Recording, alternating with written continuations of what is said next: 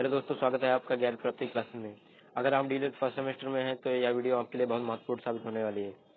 इस वीडियो में हम बाल विकास के 2024 से लेकर 2016 तक सभी ऑब्जेक्टिव प्रश्नों को करने वाले हैं। ये सारे सवाल पहले ही परीक्षा में पूछे जा चुके हैं, इसलिए आने वाले एग्जाम की तैयारी के लिए ये वीडियो बहुत उपयोगी साबित होगा। तो वीडियो को ध्यान से अंत तक देखिए ताकि कोई भी महत्वपूर्ण प्रश्न छूट ना जाए। तो चलिए शुरू करते हैं। पहला प्रश्न पत्र है हमारा 2024 का पहला प्रश्न है हमारा, टीएटी व्यक्तित्व परीक्षण का निर्माण किसने किया? ऑप्शन है हमारे, ऑप्शन नंबर 1 है हमारा हरमन रोसक, मार्गन एवं मरे, थर्स्टन, सी कोड एवं बैकमैन। टीएटी व्यक्तित्व परीक्षण का निर्माण मार्गन एवं मरे ने किया था। Option B correct answer. बात करें टीएटी परीक्षण की, इसमें कुल कार्डों की संख्या होती है 31, कुल कार्ड 31, जिनमें 10 कार्डों पे पुरुषों के चित्र होते हैं, 10 पर महिलाओं के चित्र, 10 पर दोनों के चित्र होते हैं, पुरुष और महिला दोनों, और एक कार्ड हमारा सादा होता है।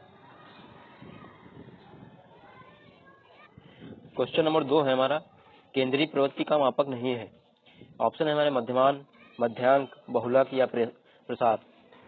तो इसका राइट आंसर हो जाएगा प्रसार। केंद्रीय प्रवृत्ति के 3 मापक हैं। पहला है मध्यमान, ये इसी को माध्य बोलते हैं, माध्य या औसत। मध्यांक को माध्यिका भी बोलते हैं,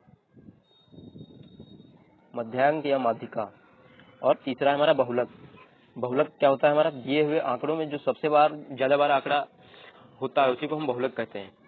जैसे हमारा कोई एक आंकड़ा दिया हुआ है 4, 6, 4, 5, 4, तो इस आंकड़ों में इसका बहुलक क्या हो जाएगा? हमारा 4, क्योंकि ये सबसे ज्यादा बार आया हुआ है।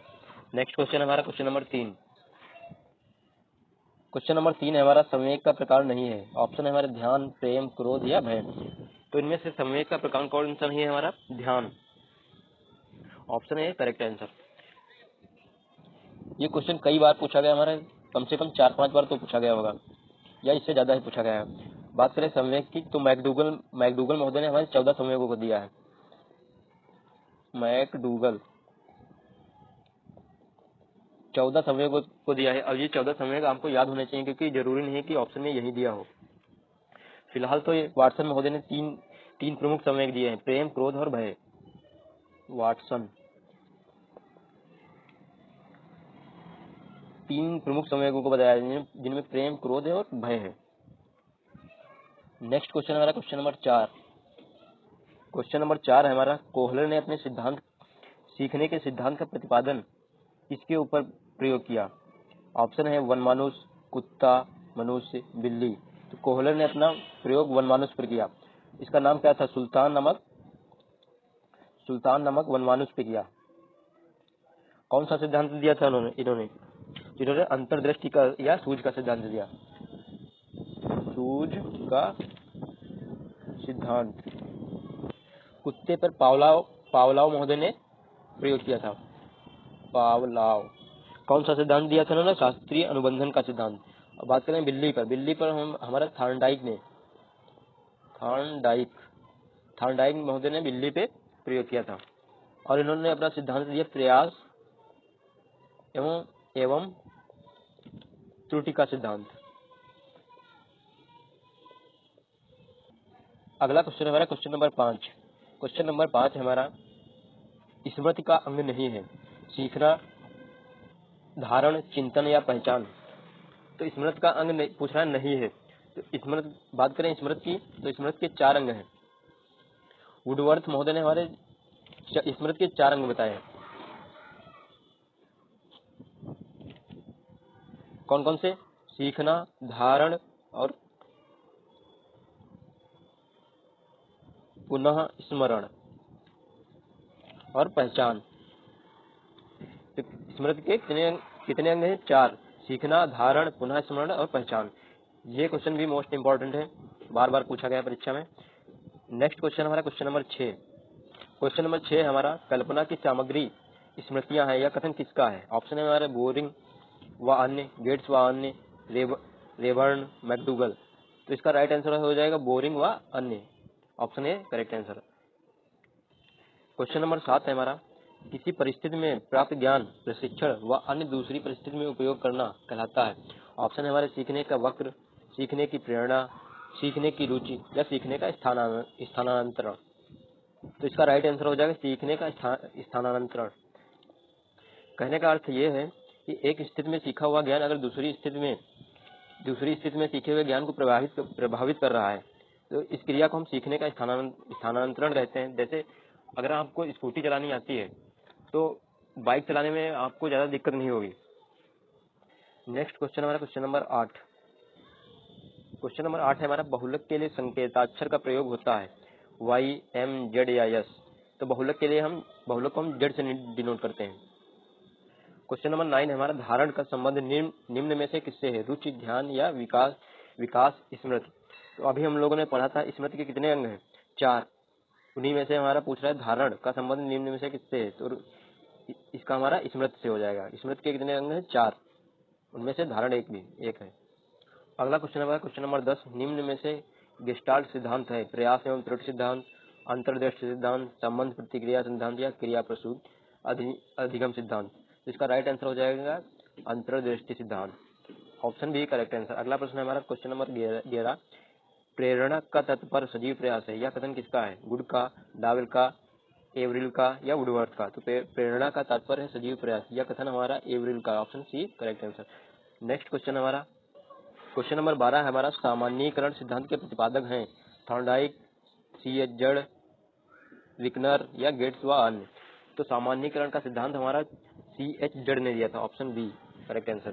क्वेश्चन नंबर 13 है हमारा, रोसा स्याही धब्बा परीक्षण में कुल कार्डों की संख्या है 15, 20, 10 या 30। तो स्याही धब्बा परीक्षण में हमारे कुल कार्डों की संख्या है 10। Option C correct answer. तो स्याही धब्बा परीक्षण अगर पूछे किसने दिया था तो इसका हरमन रोसा ने दिया था। हरमन रोसा 1921 में दिया था। 1921 में हरमन रोसा ने दिया था। इसमें कार्डों की संख्या है हमारी 10। उनमें से 5 कार्ड हमारे काले होते हैं, 2 कार्ड लाल और 2 कार्ड काले व लाल, काले प्लस लाल, और 3 हमारे कार्ड रंगीन। 3 कार्ड रंगीन होते हैं। तो स्याही धब्बा परीक्षण हमारे हरमन रोसा ने 1921 में दी। इसमें 5 काले कार्ड होते हैं और 2 काले व लाल कार्ड, 3 रंगीन कार्ड, और टोटल 10 कार्ड होते हैं।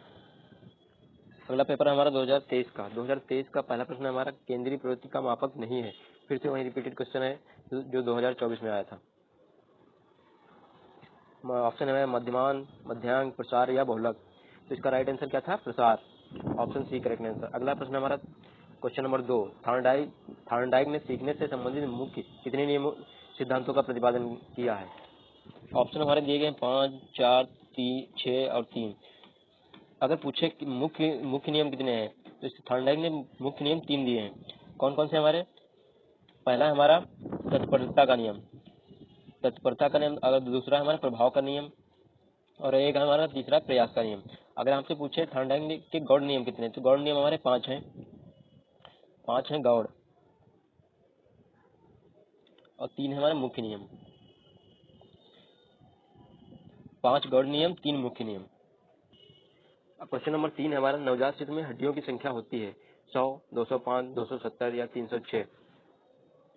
तो नवजात शिशु में हड्डियों की संख्या हमारी 270 होती है। और अगर पूछे वयस्क में कितनी होती है तो 206 होती है। वयस्क में 206 और नवजात शिशु में हड्डियों की संख्या 270। अगला क्वेश्चन हमारा क्वेश्चन नंबर 4, क्रिया प्रसूत अधिगम सिद्धांत के प्रतिपादक हैं टालमैन, स्किनर, कोहलर या हल। तो क्रिया प्रसूत का हमारा नियम स्किनर ने दिया था।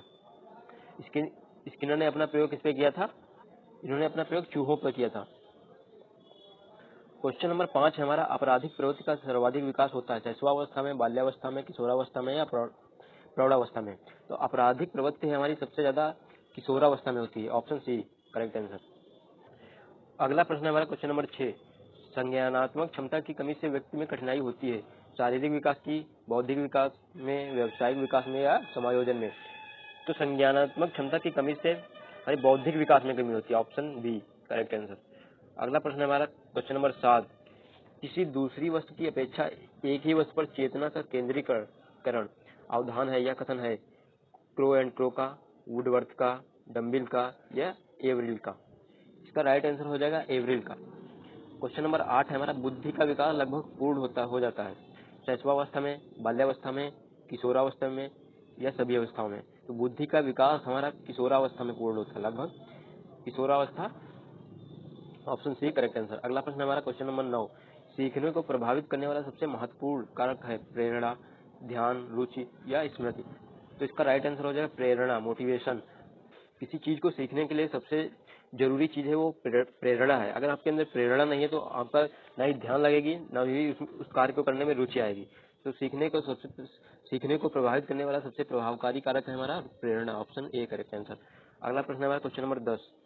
क्वेश्चन नंबर 10 है हमारा, बालक के अभिप्रेरणा उत्पन्न करने का प्रमुख स्रोत है उद्दीपन, रुचि, आवश्यकता या उपरोक्त सभी? इसका राइट आंसर हो जाएगा उपरोक्त सभी। क्वेश्चन नंबर 11 है हमारा, आनुवंशिकता का वाहक है, ऑप्शन है हमारे, ऑप्शन पहला है आरएनए, केंद्रक, जीन्स या सिरा? तो इसका राइट आंसर हो जाएगा जीन्स। आपके अंदर आपके माता पिता, दादा दादी या नाना नानी से जो गुण आए हैं उन्हें आनुवंशिक गुण बोलते हैं। और क्वेश्चन हमारा पूछ रहा है आनुवंशिकता का वाहक है, मतलब ये किस कारण होता है? तो ये इसका कारण है जीन्स। नेक्स्ट क्वेश्चन हमारा क्वेश्चन नंबर 12, व्यक्तित्व मापन की सबसे अच्छी विधि है व्यक्तिगत, वस्तुनिष्ठ, प्रेक्षण या ये सभी? तो इसका राइट आंसर हो जाएगा प्रेक्षण, option C correct answer. Question number 13 हमारा, भाटिया बैटरी परीक्षण संबंधित है अभिरुचि से, व्यक्तित्व से, बुद्धि से, इनमें से कोई नहीं? तो भाटिया बैटरी परीक्षण हमारा बुद्धि से संबंधित है, ऑप्शन सी। क्वेश्चन नंबर 14 हमारा, शिक्षा में सृजनात्मकता का प्रयोग किस रूप में होता है? सीखना, तर्क, चिंतन या कल्पना? तो इसका राइट आंसर हो जाएगा चिंतन, ऑप्शन सी। क्वेश्चन नंबर 15 हमारा, पियाजे के अनुसार बालक के संज्ञानात्मक विकास की स्थितियां हैं, ऑप्शन है हमारे 2, 4, 6 या 3? इसका राइट आंसर है 4। पियाजे के अनुसार बालक के संज्ञानात्मक विकास की 4 स्थितियां हैं। पहली स्थिति हमारी संवेदी गामक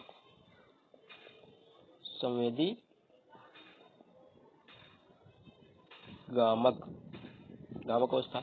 दूसरी हमारी पूर्व संक्रियात्मक अवस्था, पूर्व संक्रियात्मक अवस्था। थर्ड है हमारी मूर्त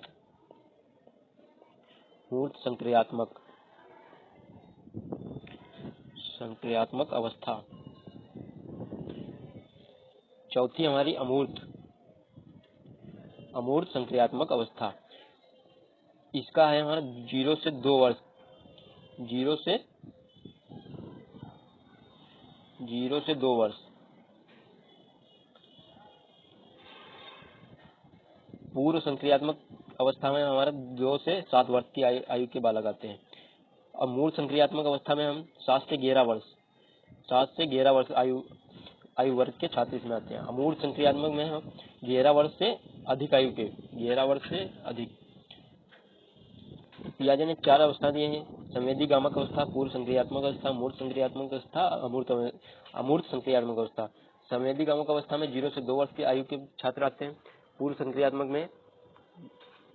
में 2 से 7 वर्ष के, और मूर्त संक्रियात्मक में 7 से 11 वर्ष आयु के, और अमूर्त संक्रियात्मक में 11 वर्ष से अधिक आयु के छात्र आते हैं। अगला पेपर हमारा 2022 का पहला प्रश्न है हमारा, बाल विकास के अंतर्गत निम्नलिखित आयु वर्ग है 0 से 18 वर्ष, 20 से 30 वर्ष, 25 से 35 वर्ष या 35 से ऊपर वर्ष? तो बाल विकास के अंतर्गत हम 0 से 18 वर्ष के बालकों का अध्ययन करते हैं। अगला प्रश्न है हमारा क्वेश्चन नंबर 2।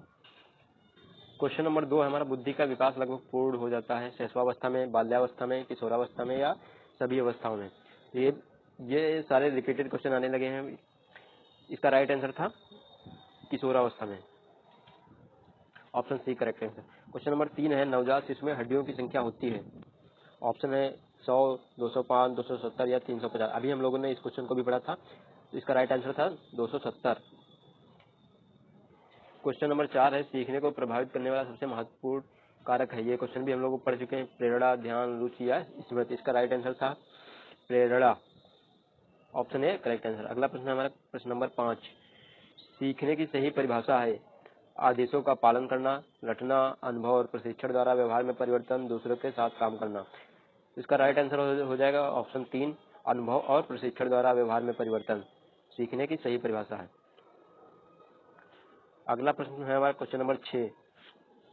क्वेश्चन नंबर 6 हमारा प्रयत्न एवं भूल का सिद्धांत का प्रतिपादन किया कोहलर ने, योकम ने, थॉर्नडाइक ने, हल ने। तो प्रयत्न एवं भूल का सिद्धांत हमारे थॉर्नडाइक ने दिया था। कोहलर ने सूझ का सिद्धांत दिया। अंतर्दृष्टि या सूझ का सिद्धांत? सूझ का सिद्धांत। हल महोदय ने हमारा प्रेरणा का सिद्धांत दिया। प्रेरणा।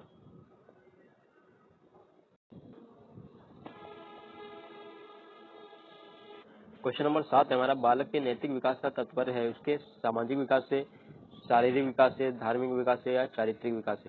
तो बालक के नैतिक विकास का तात्पर्य उसके चारित्रिक विकास से। Option 4 correct answer. Question number 8 है हमारा निम्न में कौन सा प्रकार मनोवैज्ञानिक है? ऑप्शन है हमारे बहिर्मुखी, सैद्धांतिक, भक्तिहीन या राजनैतिक। तो इसका राइट आंसर हो जाएगा बहिर्मुखी। व्यक्तित्व मापन के मनोवैज्ञानिक प्रकार में हमारे 3 प्रकार हैं, बहिर्मुखी, अंतर्मुखी या उभयमुखी, 3 प्रकार है। क्वेश्चन नंबर 9 है हमारा क्वेश्चन हमारा आत्म केंद्रित व्यक्ति का व्यक्तित्व होता है अंतर्मुखी, बहिर्मुखी, उभयमुखी या ये सभी। इसका राइट आंसर हो जाएगा अंतर्मुखी।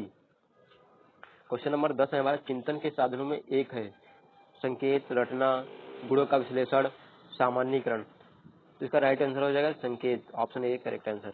अगला प्रश्न है हमारा क्वेश्चन नंबर 12 है हमारा स्मृति एक आदर्श पुनरावृत्ति या कथन है स्काउट, जैक, रायबर्न या रॉस का।